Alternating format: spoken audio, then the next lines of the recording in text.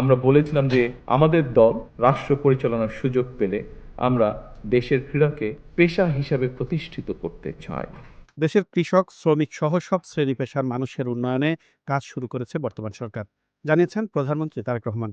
যুব ও ক্রীড়া মন্ত্রণালয় আয়োজিত ক্রীড়া ভাতা প্রদান কার্যক্রমের উদ্বোধন এবং আন্তর্জাতিক ক্রীড়া প্রতিযোগিতায় পদকপ্রাপ্ত খেলোয়াড়দের ক্রীড়া কার্ড ও পুরস্কার প্রদান অনুষ্ঠানে একথা বলেন তিনি।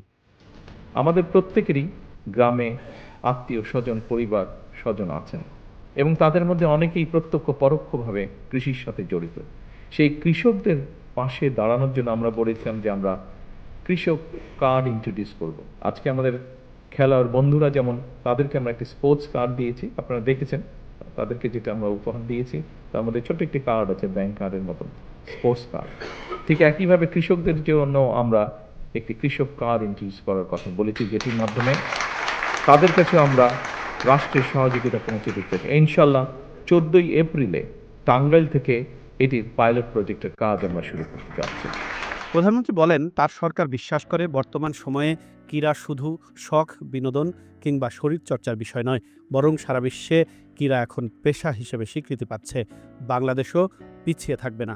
আমরা বলেছিলাম যে আমাদের দল রাষ্ট্র পরিচালনার সুযোগ পেলে আমরা দেশের ক্রীড়াকে পেশা হিসাবে প্রতিষ্ঠিত করতে চাই এবং